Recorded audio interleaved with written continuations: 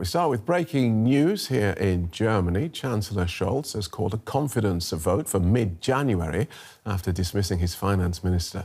Christian Lindner is from the business-friendly Free Democrats, who form part of the country's three-way coalition government with the Greens and the Chancellor's SPD. Now, the confidence vote could trigger new parliamentary elections by March. In the last hour, Chancellor Scholz explained his decision. I asked permission from the federal president to dismiss the finance minister. I was forced into this decision in order to prevent damage to our country. We need a government capable of taking action, that has the power to make the right decisions for our country. That's what I needed in the last 3 years, and that's what I need now. I made another extensive offer to the Free Democrats earlier today so that we can close the holes in the budget and avoid throwing our country into chaos.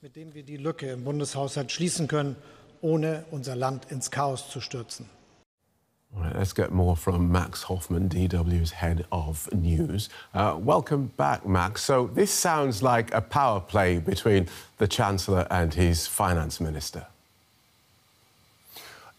The power play is over, and Christian Lindner is no longer his finance minister, so you could say that the power play that has unfolded over the last week is over. And I've rarely seen a press conference where there seemed to be so much bundled-up frustration towards a certain cabinet member, former cabinet member in this case. Olaf Scholz, the German Chancellor, called his former finance minister, Christian Lindner, disrespectful, egoistic, and small-minded, among other things. So that gives you an idea of how much pent-up frustration there was over the last weeks. He also said, and this is a rarity for this chancellor, with a lot of emotion, I tried again, and I tried again, and I tried again to find some compromises, but it was not possible with this finance minister. Of course, we're still waiting for the version of Christian Lindner himself, who is giving a press conference as we speak at the moment, and I think it's a given that he has a very different perspective on things than Olaf Scholz, the Chancellor. So as far as we can tell, what was the bone of contention between these two men? It's something that built up over months at the very least, maybe even years. Now, the latest drop that was too much, maybe you could say, was a document that Christian Lindner published is probably a little too much because it wasn't really destined for the public, but then it found its way into the public on how to basically save the German economy that is in a very severe crisis, as you know. And the ideas that were in there are incompatible with the other coalition partners. As you know, in Germany, a government is usually made up of different parties that form a coalition to have the necessary votes and majorities in parliament. And this coalition has always been difficult because it reunites three different parties from three very different directions. Partly very left, Social Democrats, also parts of the Greens are pretty far left, and the FDP is a liberal or business-friendly party that has very different ideas of how to revive the economy with budget cuts, for example, also tax cuts for the rich, having less money for the social systems in Germany, something that the Social Democrats are unable to accept, or said that they are unable to accept. And so this document that Christian Lindner wrote up and handed over to his coalition partners was called by many a declaration of war. But we had suspected, as many experts had, that Christian Lindner was looking for a way out of this coalition for a longer time. And so today, again, that's Scholz's version. He said he made a new offer to try to find some compromise, and when this compromise was rejected, he didn't see another possibility but to fire Christian Lindner, because he said it would be irresponsible to keep working with him further on. The confidence vote in January, not now. Why?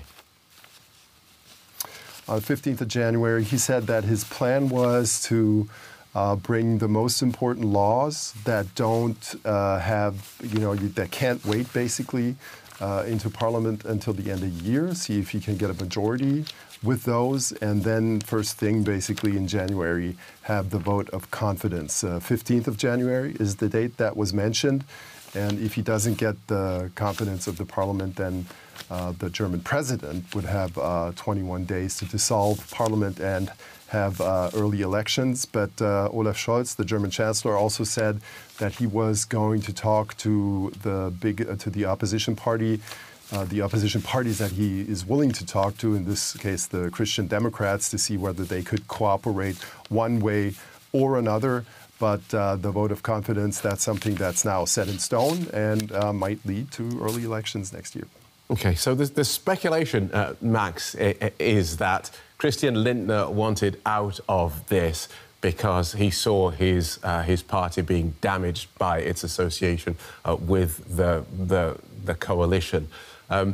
In the middle of a crisis seems like a weird time for any responsible government to try and hold an election. So where do you see this going? What do you think is... I appreciate it's speculation, but what do you think the likely outcome of this confidence vote come January? You're right. It seems like the FDP, so the business-friendly liberals of Christian Lindner, saw themselves backed into a corner. As you know, in Germany, you need to pass a certain threshold to even get your seats in parliament. This threshold is 5%. If you don't get more, or if you don't get 5% or more of the votes, you won't have any seats in parliament. And right now in the polls, the FDP is sort of between 3% and 4%, if I recall this correctly. So if there were elections right now, it seems that, according to the polls at least, they wouldn't be represented in parliament anymore. That's serious, for any party right now.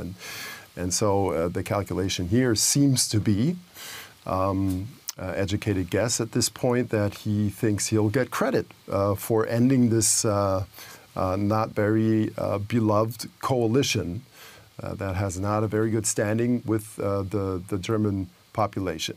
Now, who's doing very well in the polls, though, are the Christian Democrats. They're well above 30% at the moment, and if we had elections right now, and the polls are correct, even within the margins of error, it's very likely that they would provide the next chancellor, in this case, Friedrich Merz, who is the chairman of the Christian Democrats, and also the official candidate for chancellor of that party. And the question, of course, as always in Germany, is with whom he would form a coalition, because also very strong in the polls is the extreme right AfD, that has done very well in past regional elections this fall. OK. Thanks for guiding us through that, Max. Max Hoffman is DW's head of news. All right, let's take a closer look now at how this ruling coalition reached breaking point. Tensions between the parties in Germany's government had been growing for some time, with economic policy causing the biggest clashes. Between the Chancellor Olaf Scholz, Economy Minister Robert Habeck, and Finance Minister Christian Lindner. The next election wasn't scheduled until September of next year. Now it looks like it might happen in March, and campaigning will begin a lot sooner.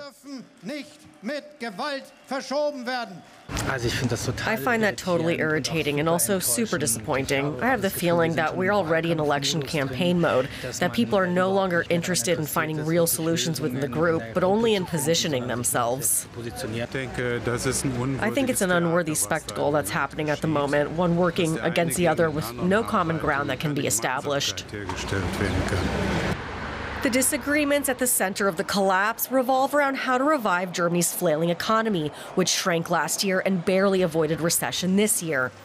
The country continues to struggle with high energy costs and fierce competition from China, particularly in the automotive market. Both consumer and business confidence is low. And what else? Germany faces a nearly €10 billion gap in next year's budget. How can it get out of this mess? That's a question Habeck and Lindner have very different answers to. Habeck believes targeted government spending will stimulate the economy, while Lindner wants spending cuts and to soften climate regulations.